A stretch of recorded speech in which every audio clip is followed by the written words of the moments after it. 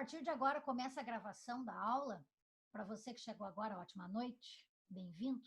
Você está na disciplina de Educação Nutricional da FAPAR.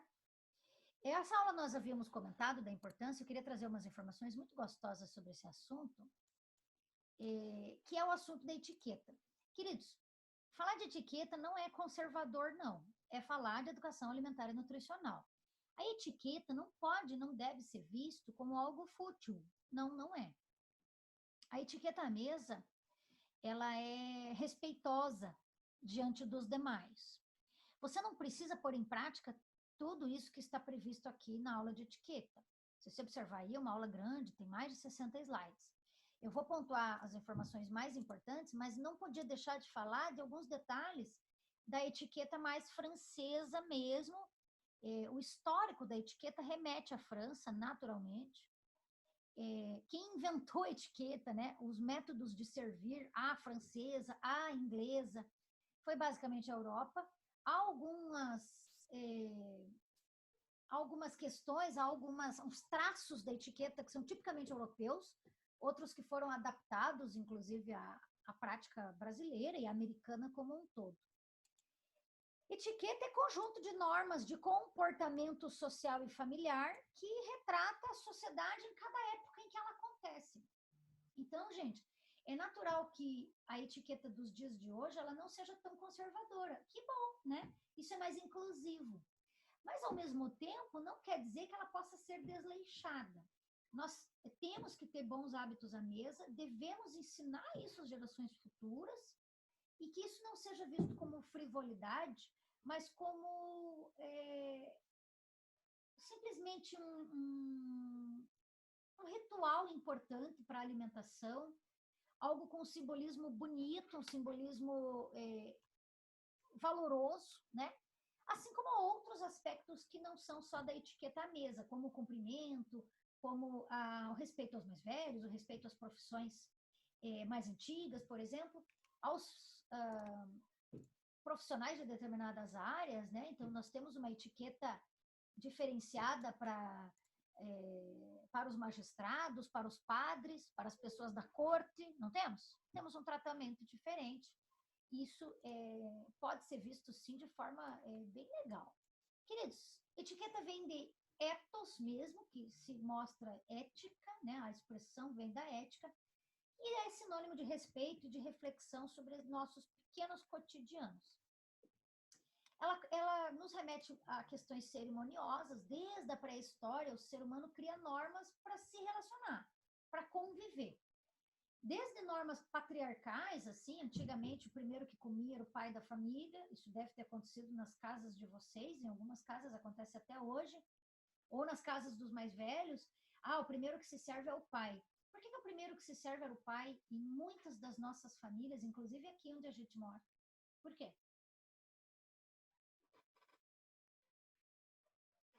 Pode falar, gente, não sejam tímidos. Não?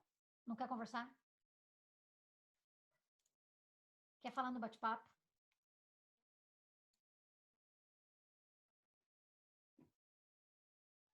Mapa? O que a Mônica falou? Mapa?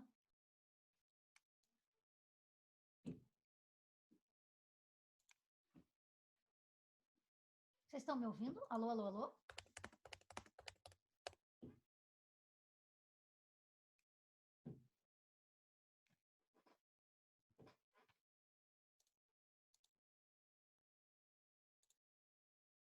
Oi, oi, Letícia, oi. Vocês estão conseguindo ouvir eu falar? Sim.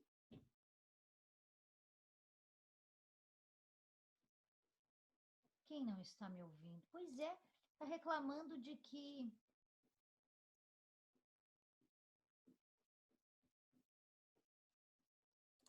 o áudio não está bom, né? Alô, alô, alô?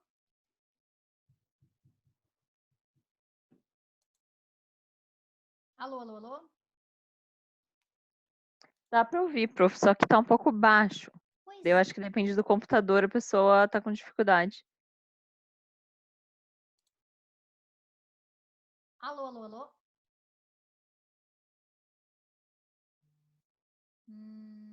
Não sei dizer por quê.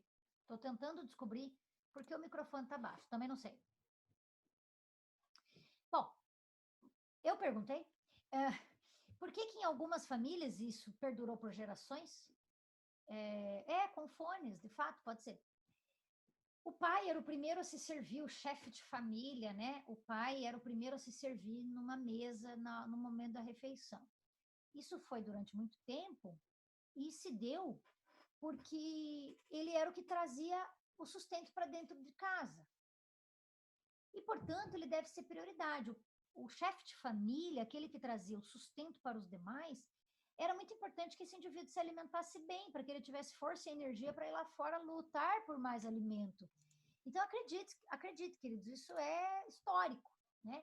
E em muitas famílias, mesmo isso já nem sendo mais uma verdade, o pai não é o único que vai lá para fora correr atrás do alimento. Hoje a gente nem tem mais que correr atrás do alimento, a gente pede no delivery, né? Ele vem até nós, o alimento.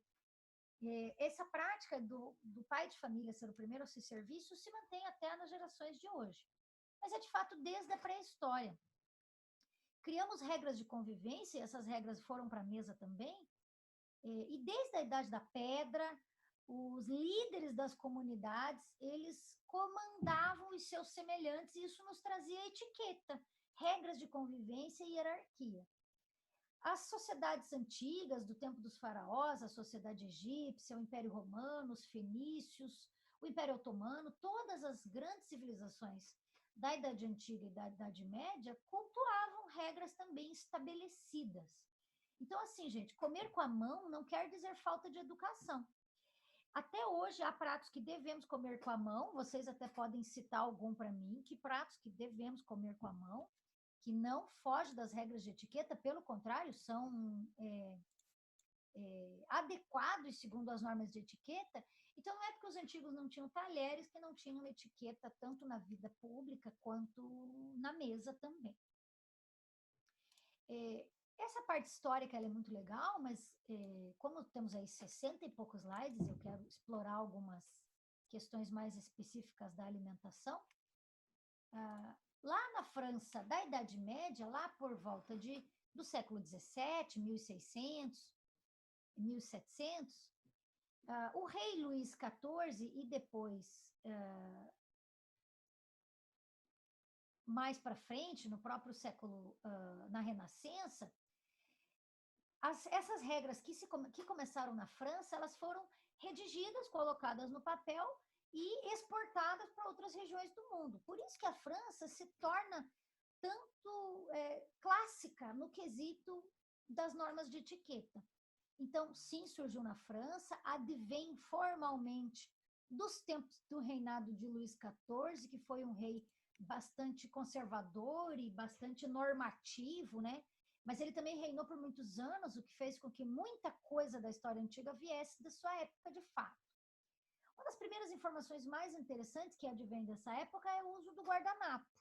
O guardanapo, ele era chamado de lenço anti-sujeira, ele foi criado nessa época da Idade Média.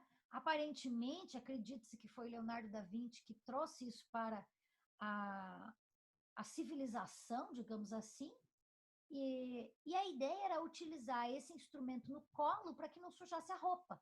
Veja o tipo que as pessoas comiam nessa época, para que você teria que colocar um tecido no seu colo e evitar que sujasse sua roupa, que o seu próprio hábito de se alimentar sujasse a sua roupa, a sua vestimenta. E esse hábito persiste até hoje.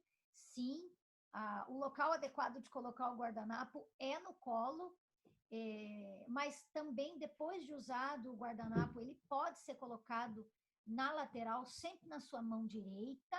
Então, ao usar o guardanapo, pode posicionar ele na mesa, sempre do lado direito, junto do lado onde vai estar a faca, no nosso mise en place da mesa, mas começa o serviço sempre com o guardanapo no colo, e esse hábito advém lá do tempo de Leonardo da Vinci e ficou até hoje. Usa-se o guardanapo para limpar a boca entre uma garfada ou depois de um gole de bebida, e quando você se levantar do teu assento, você coloca ele de volta na mesa, daí porque você vai se retirar do seu assento, do lado esquerdo, junto ao garfo, portanto. Alguns dos hábitos de talheres, eles advêm, inclusive de influências religiosas. É muito interessante essa terminologia usada na época, o chamado talher cura-canhoto. Vocês devem saber que ser canhoto não era uma boa coisa antigamente.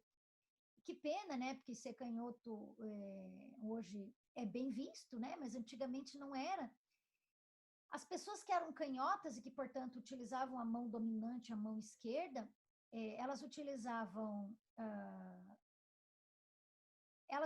a faca com a mão esquerda para poder cortar, mesmo pedaços mais duros de carne, de caça, por exemplo, e para que curasse este mal terrível, esse estigma satânico de ser canhoto, a etiqueta foi criada colocando a faca na mão direita, sempre posicionado do lado direito, portanto.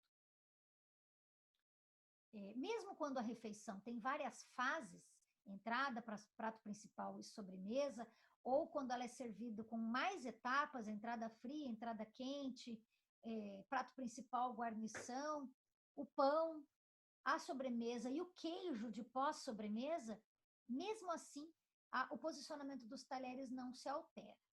Ainda, a questão do uso das bebidas, porque o sommelier, o garçom do restaurante serve primeiro as mulheres e não os homens, você já sabia disso com certeza, porque de fato, quem escolheu o vinho a ser servido deve ser o último a ser servido.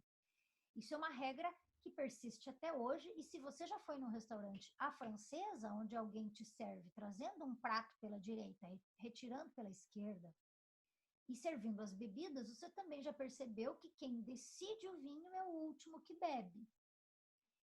No caso de um casal que vai jantar juntos, ele serve primeiro a mulher e depois o marido ou o homem que decidiu o rótulo. Mas numa mesa maior, onde vários bebem, o último a ser servido é aquele que decidiu a bebida. Lembrando que, na época em que isso foi inventado, somente se bebia vinho ou água nas refeições. Não existia outra opção de acompanhamento das refeições. Então, não tinha aquele papo de água com gás para mim, gelo e limão, Coca zero, não existia nada dessa conversa. Só existia vinho e água mesmo, como opções num servimento à francesa. O objeto, o utensílio da colher é absolutamente antigo, ele remete-se a mais de 20 mil anos. Se você pensar juntamente com a história da humanidade, né, quem conhece um pouco da história da evolução da espécie humana, sabe que a espécie humana tem entre 1 milhão e 800 mil anos, aproximadamente, que a espécie Homo sapiens habita aqui no planeta Terra.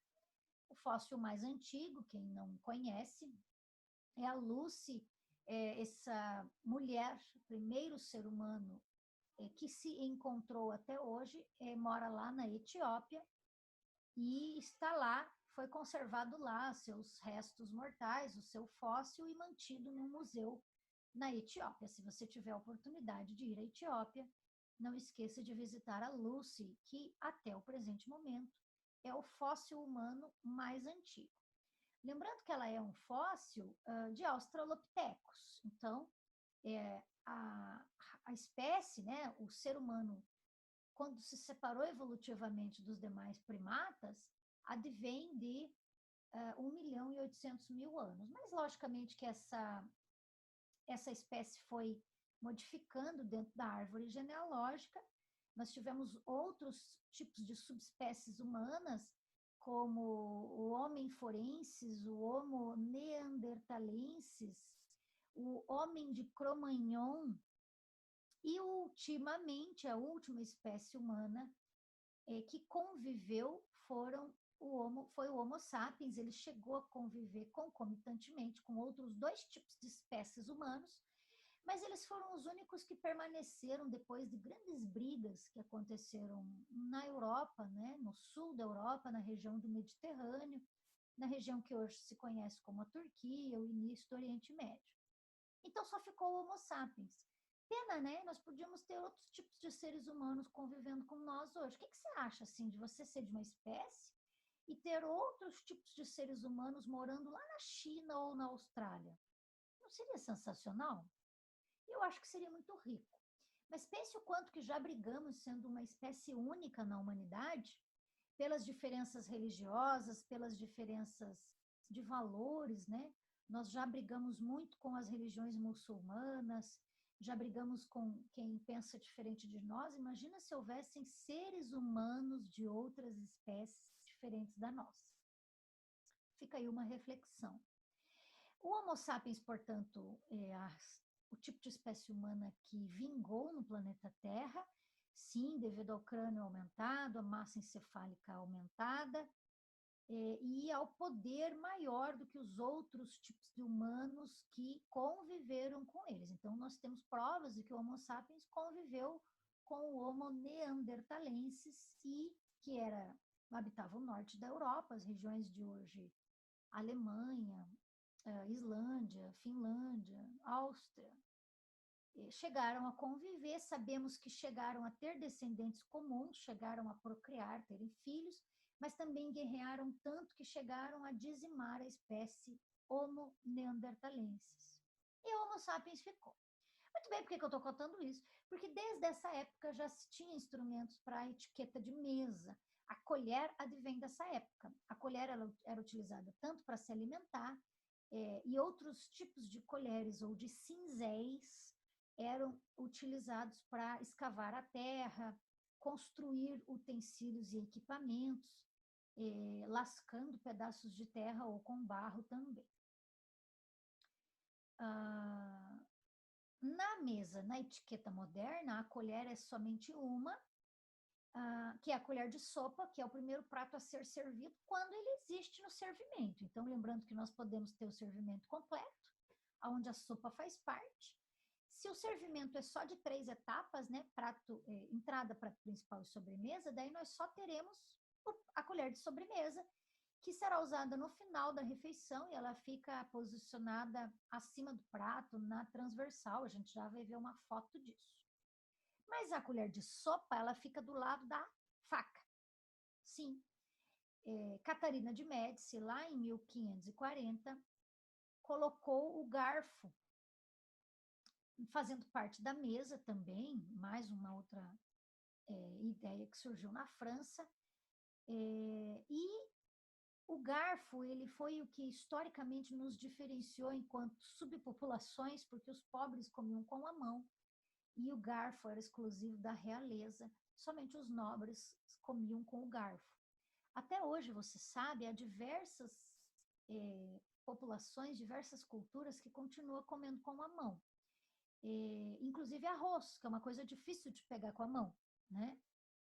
Porque é fácil pegar com a mão um bolinho, né? Um croquete, né? Uma coisa seca, limpinha. A gente pega com a mão, claro, um brigadeiro, não pegamos com a mão? A gente não coloca o garfo para pegar o brigadeiro.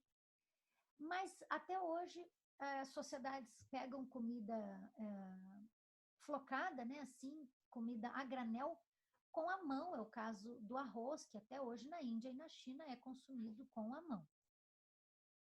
O garfo, então, veio para nos diferenciar enquanto ricos e pobres, e ele vem lá também do século XIV. Até o século XIX, não existiam etapas para o indivíduo se alimentar. A comida era toda servida na mesa de uma vez só. Tipo a gente num domingo, assim, entendeu? Né? Quando a gente faz festinha de família, assim, que um traz lasanha, outro traz risoto, outro traz abobrinha recheada, né? O outro faz a carne assada. O outro, né? O outro faz a maionese, não é assim na família de vocês? Aí a gente coloca tudo aquele monte de comida na mesa, todo mundo come até rolar.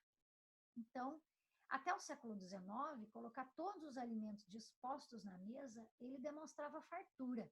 E também tinha a questão do congraçamento, né? Nós agradecíamos aos nossos deuses, mostrando o sucesso das plantações, o sucesso das safras, né, das safras agrícolas, e nós agradecemos aos nossos deuses, aos nossos protetores, apresentando para eles toda essa comida vasta e farta que fomos capazes de preparar.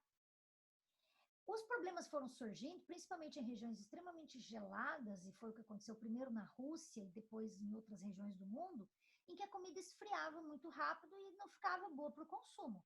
Isso é uma grande verdade na nossa região aqui de Curitiba, não é? Quando a gente faz um churrasco, ou todo mundo pega um bife na hora que saiu da grelha, ou todo mundo vai comer aquela carne gelada depois no churrasco.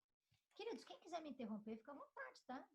Eu estou aqui falando um assunto muito gostoso, mas vocês fiquem à vontade de me interromper e trazer alguma informação bacana para essa aula também. Caranguejo. Ah, sim, comemos caranguejo com a mão, claro. Nós já vamos falar de caranguejo. Nós já vamos chegar no caranguejo. Sim, tem etiqueta para comer caranguejo. E acredite, você provavelmente já usa a etiqueta formal para comer caranguejo e nem sabia disso. Então, na Rússia, por conta da temperatura, né, lá é gelado, é neve em torno de 7, 8 meses do ano,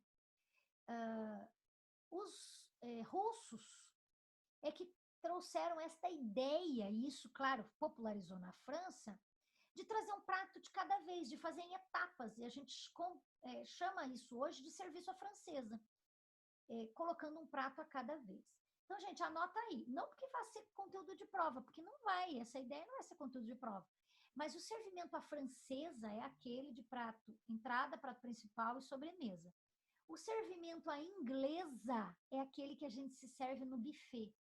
Aquilo é servimento à inglesa. Se você não sabia disso, eu te conto. Quem inventou o buffet, apesar da expressão ser francesa, quem inventou o buffet foram os ingleses. E a gente come no estilo buffet, não come? Na nossa casa. Tem lá uma panela do lado da outra, você se serve e come.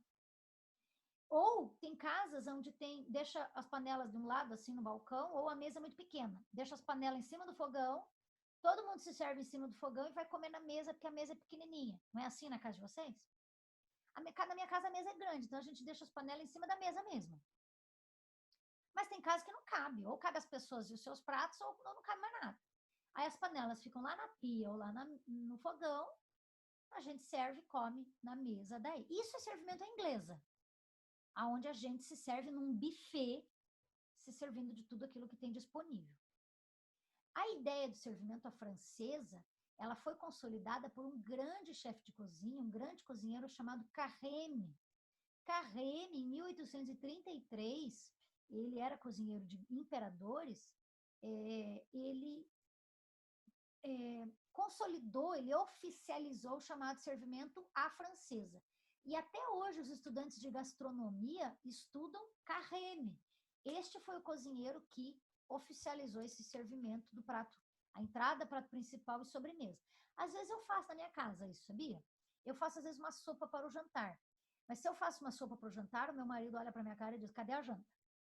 Porque ele não se sustenta só com uma sopa. Então eu faço servimento à francesa em casa assim, quando eu faço sopa. Tem uma sopa de entrada, aí tem o prato principal, e daí tem uma sobremesa no final, pode ser uma fruta simplesmente.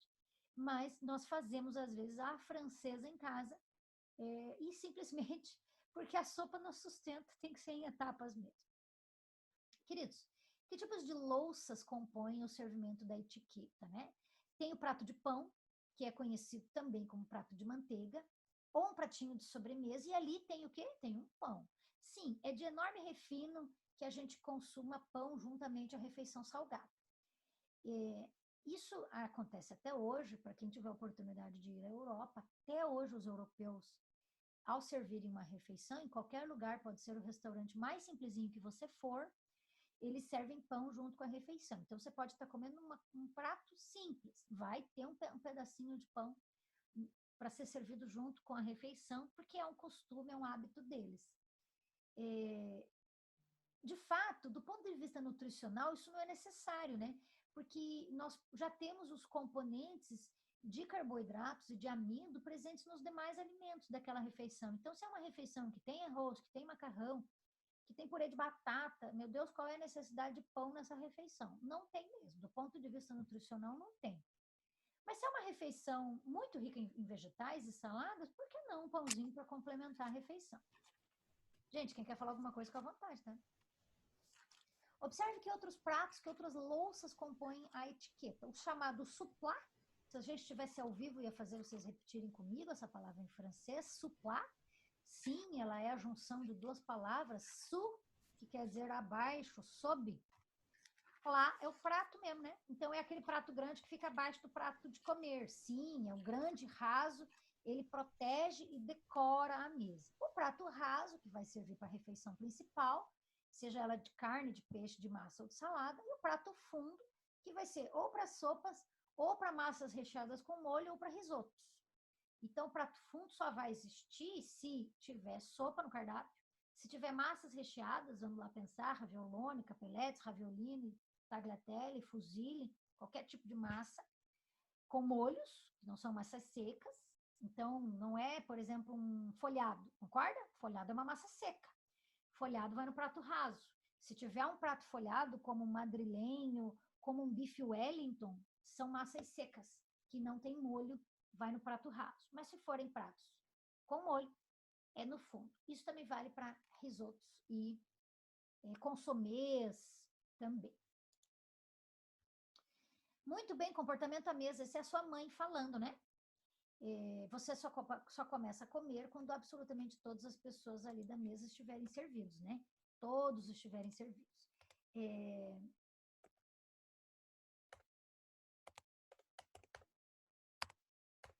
Não fale alto nem gesticule demais, não coloque os cotovelos na mesa. Sério, prof, é verdade que não dá para pôr os cotovelos na mesa? De fato é verdade, os cotovelos é deselegante. Não quer dizer que você não possa pôr as mãos, os punhos, os antebraços. Mas não, os cotovelos você não deve colocar, é de extremo mau tom, né? Claro, né, gente, quando você está em casa vale tudo, né? Vamos falar a verdade, que isso é uma regra para a sociabilização. Ao terminar, coloque os talheres sobre o prato, sobre o prato, e não ao lado do prato, sobre o prato, à direita, com a serra da faca apontada para dentro e o garfo virado para baixo. Não se empurra o prato, sabe assim, tipo, terminei, estou satisfeito, empurra o prato para frente, coisa mais desagradável? Não, você não faz isso. E a faca, ela deve ser usada sempre com a mão direita, sempre, que é com o objetivo antigo de combater os canhotos, né? Mas é porque a gente tem muito mais força na empunhadura, né? Com a nossa mão dominante. Seja a faca de serra que você vai usar para cortar uma carne, seja a faca pequena, que é sem lâmina, que você vai usar para peixes, você sempre vai usar a faca na mão direita. Deve ter canhoto aí aqui assistindo a minha aula, e eu também sou canhota. Eu não tenho necessidade nenhuma de trocar a faca e o garfo de mão. Eu me acostumei a utilizar, a fazer a etiqueta à mesa, mesmo sendo canhota. E o canhoto normalmente se acostuma. Então, não é porque a gente é canhoto que vai fazer do contrário. Não é. Faz do mesmo jeito que o destro, mas acostuma, né? Observe esse desenho do guardanapo, onde a gente deve colocar dobrado, né? E vai utilizar antes e depois de uma garfada ou de um gole de bebida. Logicamente que a mastigação deve se dar de forma educada, né? Jamais falando enquanto engole ou mastigando fazendo barulho de boca aberta, né? Não dão desses hábitos aí. Observe a posição das mãos, né? Elas ficam sempre à vista, então também não esconda as mãos embaixo da toalha, a não ser que você esteja extremamente tímido e não saiba o que fazer com as mãos. Aí você até pode colocar as mãos no colo, mas na hora da refeição não dá, né? Você precisa comer com alguma coisa, né? Então observe a posição correta das mãos, sempre à vista. Você também pode colocar os braços apoiados, os braços, desse jeito como está essa senhora. Os braços apoiados. Para quê? Para você descansar a posição original. Porque vai cansar aquela posição original. Mas jamais os cotovelos, jamais os braços e nunca, nunca, nunca, nunca posicionar os cotovelos aqui como a mulher está mostrando. Sobre o pão, né? O pão você vai cortar com a mão. Isso já é bem clássico, várias pessoas que ensinam etiqueta na televisão já ensinaram isso. Quem conhece nomes clássicos de etiqueta, Constanza Pascolato, que fala na televisão bastante sobre etiqueta e moda. Tem outros nomes, vamos ver se alguém mais me lembra de algum. Ela mesma ensina na televisão e outras pessoas famosas da TV de que o pão deve ser partido com as mãos, assim, tipo ao estilo Jesus Cristo mesmo. você parte com as mãos e você vai deixar de um tamanho de que você consiga engolir, comer, morder, sem que você precise rasgar o pão com os dentes, entendeu? Então, você vai partir em pedaços e não vai pôr na boca e rasgar um pedaço até o final, tipo a gente faria com pão francês em casa. Assim. Não, né? Você vai partir com as mãos, não vai rasgá-lo de forma feroz, você vai partir delicadamente e parta num tamanho de um pedaço que você consiga colocar ele inteirinho na boca sem partir de novo com os dentes. Você vai passar manteiga só naquele pedaço que você partiu, entende? Então, você tira um pedaço, posiciona o pão de novo no prato de pão. Passa a manteiga naquele pedaço e come aquele pedaço que você passou a manteiga. Então, o correto de usar o guardanapo no colo. O guardanapo vai no colo. No colo. Sim. Se você usar, você pode voltar a pôr no colo, se você quiser. Se o guardanapo estiver sujo e você não quiser pôr no colo, você até pode posicionar ele na mesa, assim como a sua mão vai ficar levemente na mesa, você também posiciona o guardanapo. Se você for sair, levantar para ir no banheiro, levantar para... vamos imaginar que é um jantar dançante. As pessoas têm as refeições, mas dentre elas a música. E você se levanta e volta para o seu assento, ou você levanta para cumprimentar quem chegou, né? Você, ao levantar, você vai colocar o guardanapo na mesa, sempre do lado esquerdo, junto ao garfo, né? Junto ao garfo do lado esquerdo. E senta novamente, o guardanapo volta para o colo. É uma regra. Prof. Pode perguntar. A minha dúvida é assim, tem pessoas que colocam no colo, né? Sim, e tem pessoa que coloca aqui abaixo do pescoço. Qual que seria o certo? Então, é somente no colo. Abaixo do pescoço é um hábito italiano familiar, não é uma regra de etiqueta. Embaixo do pescoço você só coloca num jantar de família, não é uma regra de etiqueta. Gente, aquela história que tá em casa, você põe onde você quiser, entendeu? Tá bom, entendi. É que eu vejo normalmente tem pessoa que coloca no colo e tem pessoa que coloca aqui embaixo do pescoço. Eu sempre tenho essa dúvida. Mas uma vez quando eu trabalhava no restaurante, a gente recebia muitas vezes no restaurante o Rafael Greca, quando ele era prefeito no outro mandato ainda. Antigo isso que eu tô falando, gente, coisa aí de quase 15 anos atrás. Ele ia muito jantar no restaurante que eu trabalhava. E ele coloca o guardanapo assim no pescoço, igual aqueles italianos gulosos. Nunca queiram ver o Greca comendo, assim, porque ele é capaz de comer 2 pizzas sozinho, assim, sem dividir com ninguém. E ele ia no restaurante com a mulher dele, e muito simpático, né, muito querido, mas assim comia, de um jeito que dava até um ruim. Porque ele punha o guardanapo no pescoço e, nossa, comia ferozmente, assim, parecia um cachorro comendo. Horrível. Então, o correto pela etiqueta é o guardanapo no colo. Você só vai tirar ele do colo quando você se levantar, normalmente para cumprimentar alguém que chega, né? Vamos imaginar uma festa formal, um casamento, onde você se levanta para cumprimentar alguém que chega. Então, voltando para o pão. Gente, rasga não, né? Parte ele delicadamente, nem vou usar a expressão rasga, porque já não é uma expressão bonita. Parte ele delicadamente, só o pedaço que você vai comer e o resto do pão deixa lá no pratinho de sobremesa, que também fica do lado esquerdo. Pratinho de sobremesa fica do lado esquerdo, acima do seu prato principal, do lado esquerdo. E você vai passar manteiga só naquele pedacinho que você partiu.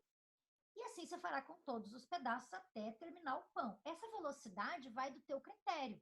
Tem gente que primeiro come o pão inteiro, depois vai comer a sopa que está aqui na tua frente, ou a salada que veio como entrada. Tem gente que vai comendo o pão durante a refeição, não tem problema. Toma um pouco da sopa quente ou come um pouco da salada fria, volta pro pão, come mais um pedaço com a sua manteiguinha, ou às vezes é uma manteiga de ervas temperada. A velocidade desse consumo vai a teu critério. Porque às vezes o pão combina mais com um outro prato, entende? Não necessariamente com aquela sopa de entrada. Gente, em hipótese nenhuma, molhar o pão na sopa, né? Vamos falar a verdade, que você faz isso na tua casa, com molho de carne, né? Você dá aquela esfregada no pão, assim, no prato, para lamber o final do molho. Não, né? Por favor. Aqui a gente está falando... Claro que não, prof. Ninguém nunca fez isso. Jamais. Gente, em casa, você molha o pão naquela gema de ovo que partiu e ficou lá aquele gema de ovo mole partida, aí você passa o pão.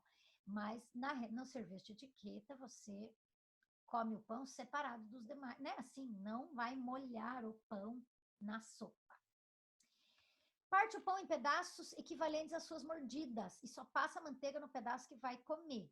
Não vai passar manteiga na fatia de pão inteiro ou em todo o pãozinho, preparando-o para eventuais mordidas durante a refeição. Não. Tenha calma, mastigue bem o alimento, não fale de boca cheia. Lembrando, gente, que quando um serviço ele é a francesa, porque nem tudo isso que eu estou falando se aplica só à francesa. Concordo que você vai comer assim e o serviço é inglesa, você se serviu lá no buffet. Imagina um casamento. Você se serviu lá no buffet do casamento. A inglesa, portanto. E daí como é que você vai comer na tua mesa lá no teu lugar? Com essas mesmas regras de educação, as mesmas. A Mônica está perguntando, mas é aquele pão que vem de entrada no Outback?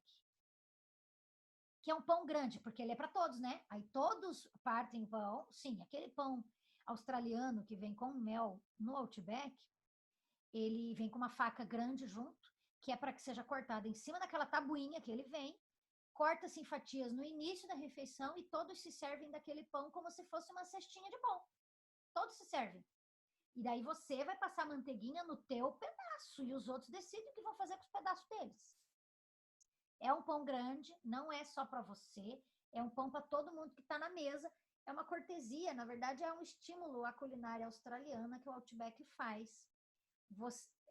Alguém da mesa parte aquele pão central em várias fatias, né? Tenta ser justo na divisão ali de fatias, e cada um pega o seu pedaço com a mão e decide quanta manteiga quer passar, e esquece os outros pedaços.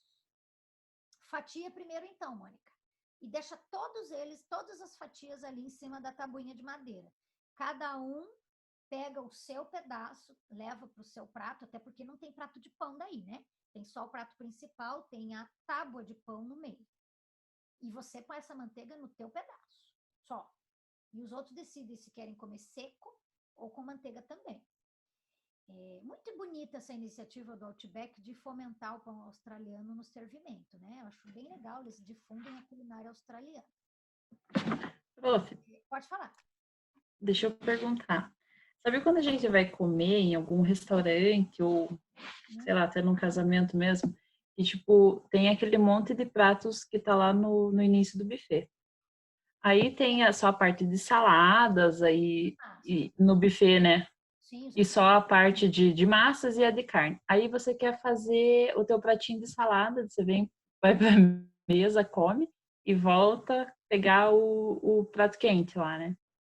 Aí explica pra gente como que é o correto, então.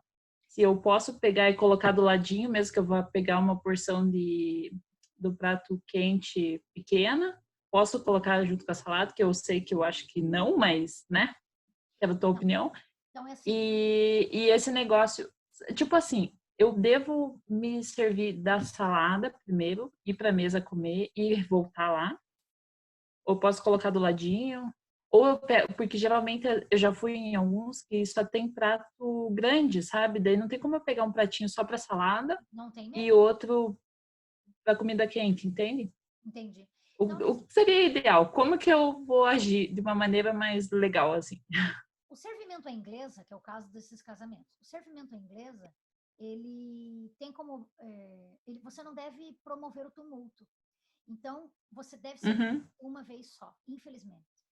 E que bom que não há regra para isso. Você vai lá e serve, vai pôr a salada num canto e vai acabar pondo os pratos quentes e às vezes o molho dos pratos quentes acaba inundando a tua salada.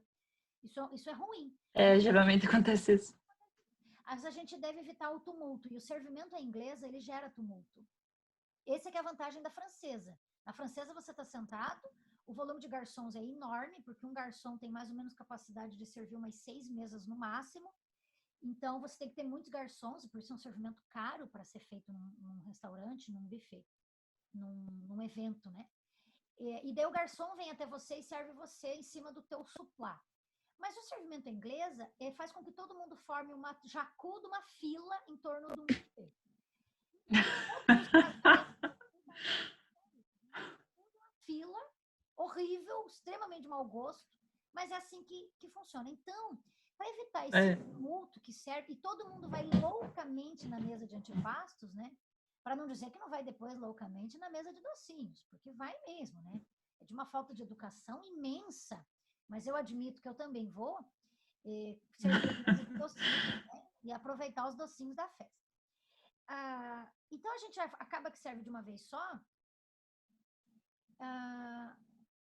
por causa do tumulto que gera. Se a gente tiver condições de ir e voltar mais de uma vez desse local, desse servimento à inglesa, daí faça isso. Sirva num prato grande, porque é o único que tem, o único que está ali disponível para você, e sirva a tua salada e os teus antepastos. Então, vai ter lá, normalmente, queijo, brusqueta, salame, vai ter algum tipo de ragu de carne com purê. Estes pratos de antipasto vão nessa entrada aí, que contempla saladas também. Às vezes tem frutas em calda junto já nessa etapa, e você serve desta modalidade. Depois você volta lá e serve as massas quentes e os cortes de carne. Mas às vezes fazer isso vai ser extremamente ruim para o tumulto do evento. Então sirva de uma vez só. Tem casamentos que servem os buffets em separado. Primeiro o buffet de antepastos. Aí todo mundo serve de antepastos e volta para sua mesa. Agora estão servidos os pratos quentes. E daí tem todos aqueles richôs quentes de quentes. Aí você vai comer em etapas. Você vai comer nas 3 etapas, mesmo o servimento não tendo sido a francesa, o servimento será a inglesa mesmo. E daí no final vai ter o bolo da noiva e os docinhos, né? E o espumante que acompanha o bolo dos noivos, enfim. Então, a regra é evite tumulto. Se para isso você precisar servir uma vez, faça isso, porque não há critério, não há regra e nada que te impeça de pôr tudo junto mesmo. Legal, prof. Obrigada. Quando o servimento é a francesa, o próximo prato só é servido quando a última pessoa já comeu. A última pessoa tem que ter terminado de comer o prato anterior, para que o próximo seja servido. Então, vamos pensar num evento imenso, né? Eventos com 800 pessoas, 1000 pessoas. As primeiras pessoas são servidas e assim os garçons vão trazendo a francesa, as saladas ou as sopas para todo mundo, até fechar os 800 convidados.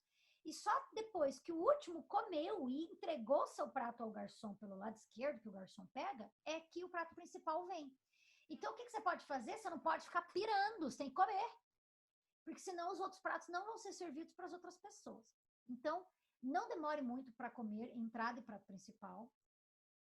Depois você pode dar essa relaxada na sobremesa, porque daí perde a pressa. Mas na entrada quente ou fria e no prato principal, você não pode ser tão lento na refeição.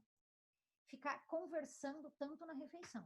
Porque senão não vai dar tempo de comer e temos outras pessoas em jogo aí que também só serão servidas depois que você entregar o seu prato. Prof, mas que desagradável, isso desfavorece a própria sociabilização à mesa. Essa sociabilização se dá com o licor ou conhaque no final ou com o café e o petit four, os biscoitos amanteigados. Esse é o horário de você bater papo.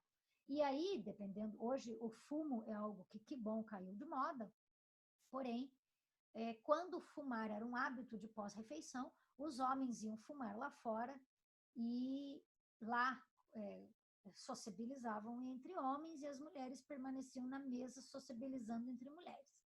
Hoje, que bom, né? O fumo não faz mais parte dessa proposta, mas infelizmente o álcool faz e muito, né? Porque as pessoas bebem para tirar o atraso, assim, né? As pessoas vão nestas festas e bebem querendo dar prejuízo para o dono da festa, não é verdade? Você bebe até cair, assim, até ter que voltar e não saber nem pedir o Uber para ir embora. Então, infelizmente, há uma narcotização destas festas.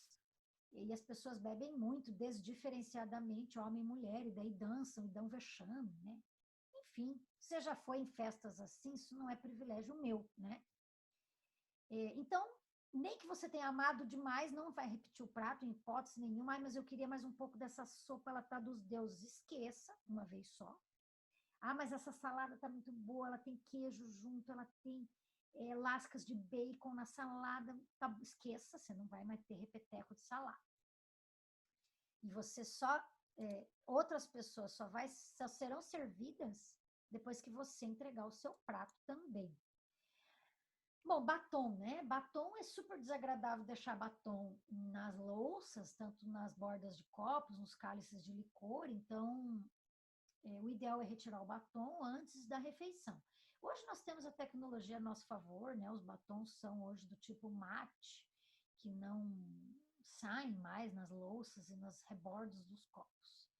Mas é de extremo mau gosto deixar marcas de batom, principalmente se for um evento de trabalho, né? Um evento onde há negócios em jogo, né? Dentro daquela refeição.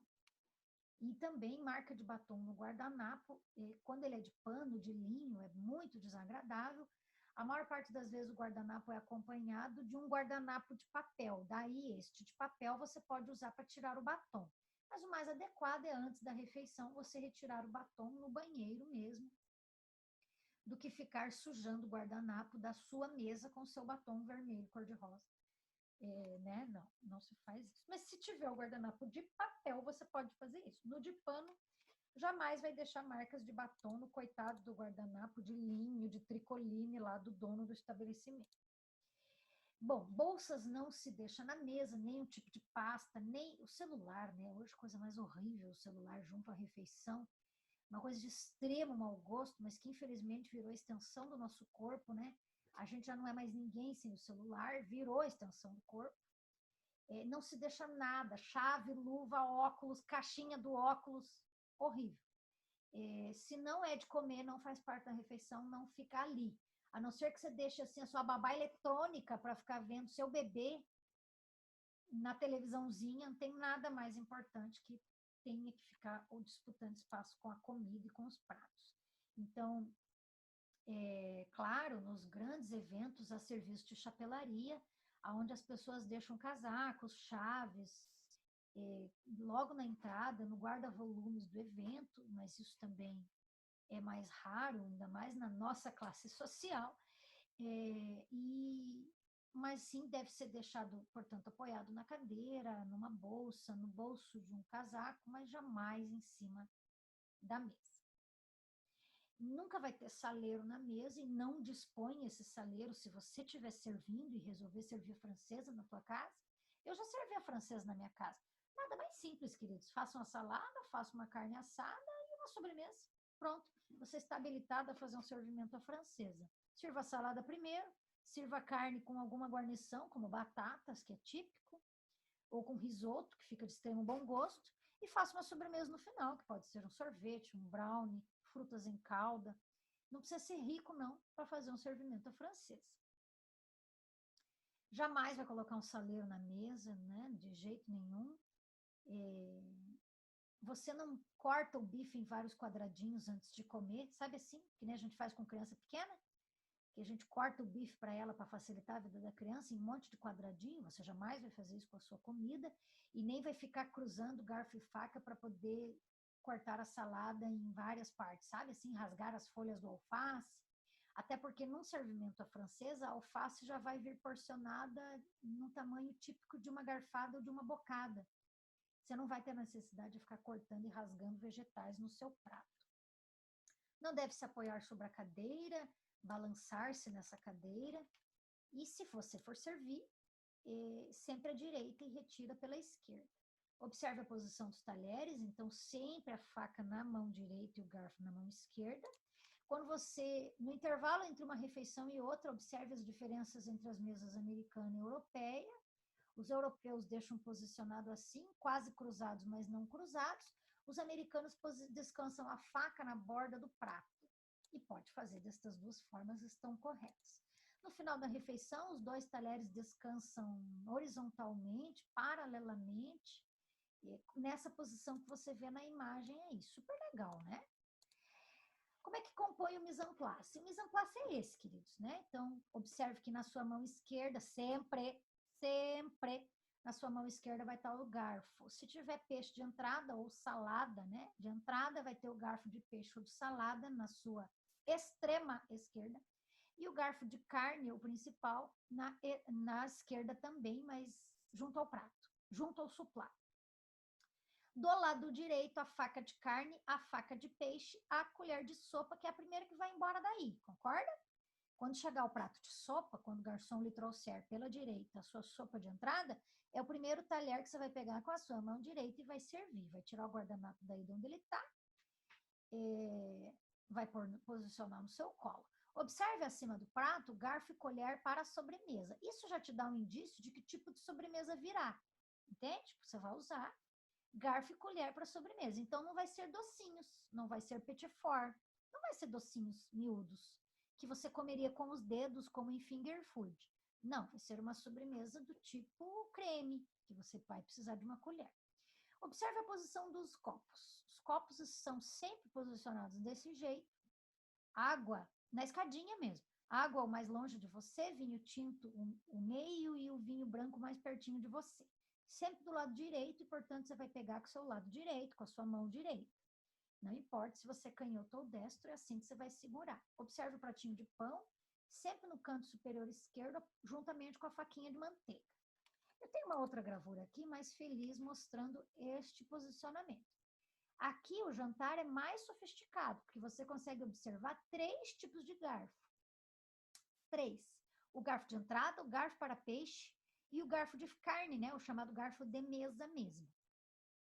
Nessa posição, o guardanapo está posicionado à esquerda, não está em cima do prato, como a gente viu na gravura anterior.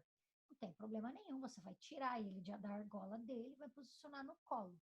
Observe que nessa posição de copos, você tem ainda o copo de espumante, porque haverá um brinde. Se o copo está aí, você vai brindar, seja na entrada dos noivos, seja na coroação do rei. Eu espero que algum dia você veja uma coroação de um rei, esteja ao vivo lá para ver.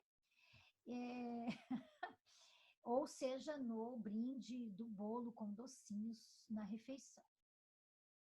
Aquele marcador de lugar que você vê aí no começo da gravura, em cima dos talheres de sobremesa, é para mostrar que aquele lugar já tem alguém, né?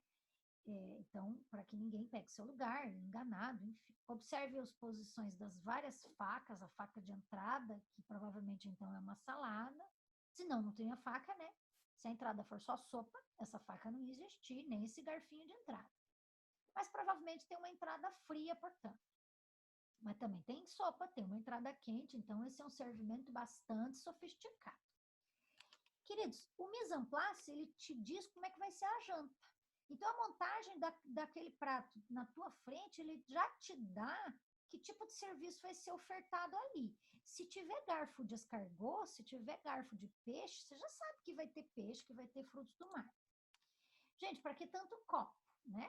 Lembrando que o copo, além dele ficar do lado direito, você vai pegar ele com a mão direita, você sempre deve segurar pela haste do copo. Jamais você vai pegar no bojo do copo, na parte gorda do copo.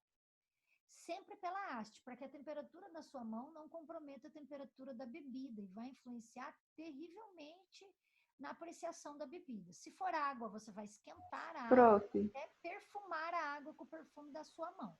Pode falar. É incrível, eu sempre vejo as pessoas pegando, né, nessa parte maior do copo. E, nossa, tipo, geral, assim, não pega na haste, pega sempre, acho que é uma questão de equilíbrio do copo, né? Mas acostuma. Se você ir treinando, você acostuma a pegar pela haste. A pessoa que pega pelo bojo, pela abóboda do copo, é porque ela nunca aprendeu, ela não tem culpa, né? Mas a temperatura das nossas mãos influencia na bebida. Por exemplo, uma bebida como vinho branco deve ser consumido a 15, 16 graus de temperatura, o teu corpo está a 36,5. Você compromete muito o sucesso da bebida e o prazer, né, da combinação, da harmonia com a comida. O vinho, quando tinto, a temperatura de consumo é 18, 19 graus. Também a tua mão vai comprometer. O espumante, então, né, nem se fala, mas o espumante normalmente as pessoas não pegam no bojo do copo. Normalmente o espumante as pessoas respeitam e pegam na haste também, mas o mesmo vale para a água, para qualquer outra bebida ali servida, né? E o jeito que a mesa está ajeitada, você já pesca, você já decifra o que vai vir na tua frente. Se vai vir... Aqui tem algumas terminologias em francês para que você familiarize-se com as terminologias. As entradas a gente chama de hors d'oeuvres, frios e quentes. As pequenas entradas, os chamados aperitivos, Os potages, as sopas e os consomés, o poisson são os peixes, o plat du jour, que é o prato principal, normalmente uma carne, mas também pode ser uma versão vegetariana. O sorbet, quando ele existir, que é um tipo de sorvete que não é gorduroso, ele é bem mais fresco, ele não tem tanto creme de leite. Antigamente eram bolinhas de neve para limpar o paladar, para as chamadas sobremesas doces que virão. Daí sim, os creme brûlés, os crêpes Suzette, né, as clássicas sobremesas folhadas francesas, mas você limpava o paladar, antigamente com bolinhas de gelo, depois isso foi substituído por sorvetes refrescantes. Então, não é aquele sorvete de creme, de flocos, de chocolate, não, são sorvetes bastante aguados, né, assim, refrescantes mesmo. Então, essas terminologias é só para curiosidade, os rotis são qualquer tipo de corte assado, seja um roti de frango, um roti de peixe, um roti de porco, um roti de boi. E é isso, essa é a ordem do banquete. O banquete chega a ter 8 etapas. O francês clássico é dividido em 8 etapas, sim, 8 etapas. Isso é um serviço terrivelmente longo, assustador para a gente que come num prato só, né, nós brasileiros. Mas sim, os banquetes ultra tradicionais franceses são divididos em 8 etapas. Daqui as 8 etapas, a entrada fria, a entrada quente, o peixe, a carne acompanhada de sua guarnição, batatas, risoto, enfim, ainda salada, queijo, sobremesa e frutas de sobremesa ainda. Lembrando que para a gente queijo é aperitivo, para o francês queijo é sobremesa. Para quem já foi à Europa, já viu que o queijo é ofertado no final da refeição, assim como na churrascaria passa lá a pessoa oferecendo a sobremesa. Para nós, na Europa, é queijo que é ofertado. Por isso que queijos combinam tão bem com geleias e são servidos com geleias na Europa toda, não só na França. Em ocasiões menos formais, não há necessidade de 8 empratados, né? A gente chama de empratados mesmo. Os empratados não precisam ter 8 etapas, basicamente são só essas 3. Aqui eu trago uma típica mesa de um almoço informal. Esse você pode ter na tua casa, galera. Nada te impede de ter esse mise en place na tua casa. Vamos fazer esse mise en place em casa? Ó, que elegante. Hã? Dá ou não dá para fazer na tua casa esse? Dá, né? Esse aqui para um jantar mais formal, daí ali naquele papel em cima do supply é o cardápio que vai ser servido, né? Então tem lá aquele desenho daquela flor, mas é só para identificar o que vai vir de cardápio para que a pessoa consiga avisar com antecedência se é alérgica, né? Se é intolerante a determinado ingrediente. Então vem lá um cardapinho escrito em cima do supply. E daí o prato não tá aí? Não tá, porque vai ser servido à francesa. Por isso que não tá o prato aí. Tá só o supply de suporte e decoração. Você tem que avisar o garçom se você queira recusar. No início do servimento, você diz, e ele lembrará, porque faz parte do treinamento dele, que você não quer sobremesa porque você é intolerante à lactose. Ah, eu não posso comer ameixas, por favor, eu não posso comer essa sobremesa. Providencie outra ou não traga nenhuma. Ah, eu sou vegetariano ou eu só como ovos, eu quero minha carne substituída por um prato à base de ovos. Ótimo!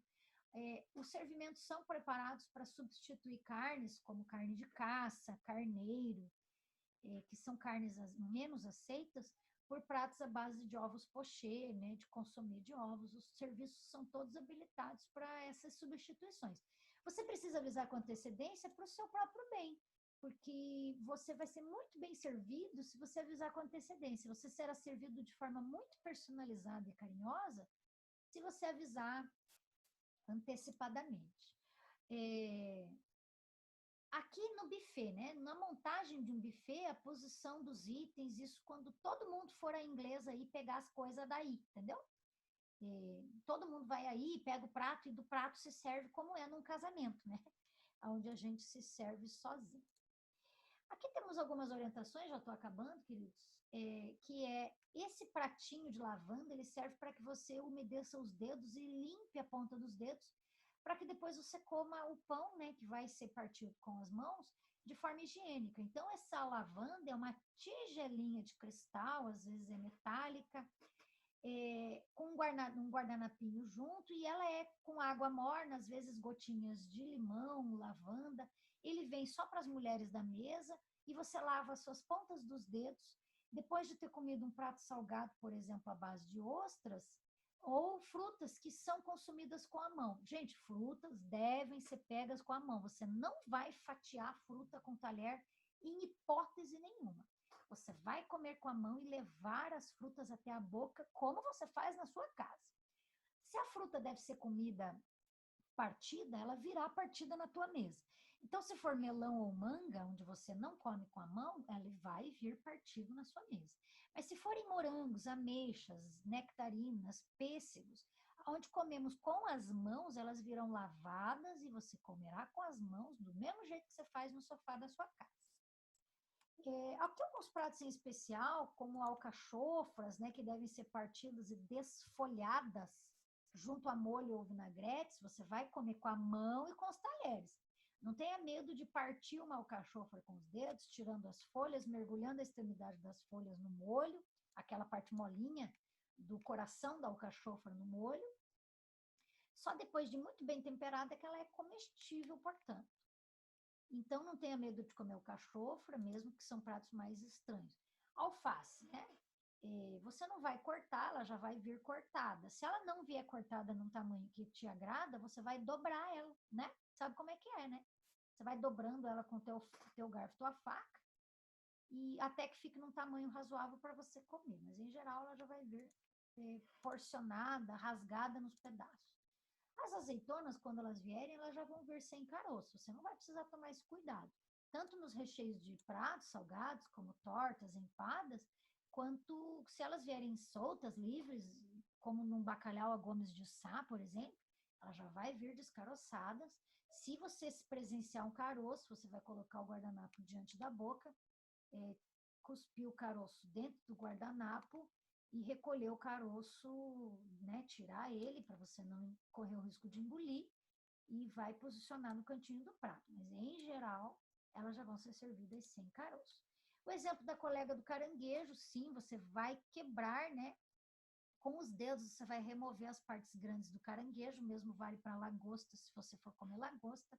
Então, as patas grandes, as patolas, você vai desprender do corpo do caranguejo e vai sugar, sim, como você faz na tua casa. A diferença é que a gente não tem um martelinho para quebrar as patas do caranguejo e abrir com as mãos, né? Normalmente em casa, quem come caranguejo quebra com um martelinho. No servimento, você vai soltar as patolas dele e sugar o líquido e a carninha que tem ali dentro mesmo. Raríssimo o servimento de caranguejo numa situação tão formal, né? Ninguém passa por uma situação dessa mesmo.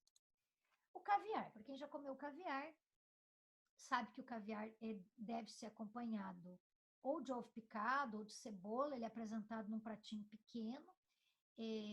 Você pode comer de garfo e faca sem problema nenhum. Às vezes ele é servido em cima de uma massa, como uma mini panqueca, um mini waffle, um canapézinho, né, como uma torradinha, uma barquilha de massa folhada. E ele normalmente é acompanhado de um copo de vodka, ou até pode ser champanhe. A vodka é mais clássica na Rússia, né? Que acompanha o caviar de beluga russo, que é uma espécie de baleia, da onde se come, portanto, a ova, e o champanhe mais comum aqui na América. De extremo bom gosto, não morra sem comer caviar com vodka. Não deixe isso passar batido na tua vida, planeje-se, mas coma caviar acompanhado de uma boa vodka e de uma boa companhia, eu sugiro de fato. Observe como é que come alimentos diferentes, como ervilhas. Dá para comer ervilha com toda a educação do mundo. O escargot também tem um talher específico para ele. Então, você não terá dificuldade de comer escargot, porque vai vir um talher que consegue cavar dentro da concha, né?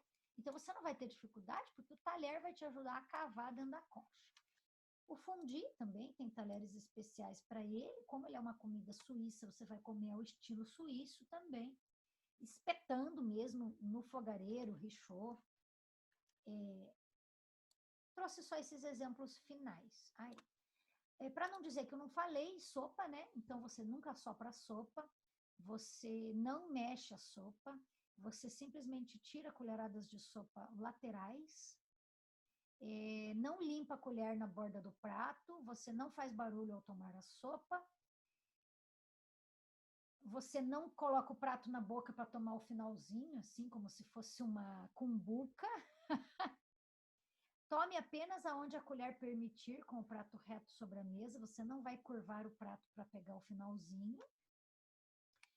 Desperdício de comida, né? Nós nutricionistas falando sobre isso, mas de fato são regras da etiqueta. Observe como que come sushi. Sushi, você tem que aprender a técnica de posicionar os talheres. Quando você não conseguir, você pode pedir um apoiador de sushi. Caso você não consiga manipular os palitos, deixando o de baixo fixo e o de cima móvel, né? Que é assim que funciona a etiqueta para o sushi.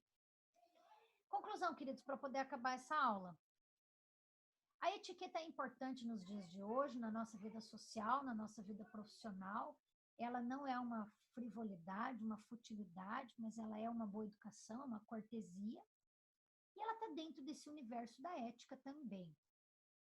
Para o mercado de trabalho, eu considero a etiqueta algo extremamente importante. Eu valorizo a etiqueta, eu acho distinto, acho de bom gosto. E imagino que outras pessoas também achem, e talvez essas sejam as pessoas que tomam as decisões.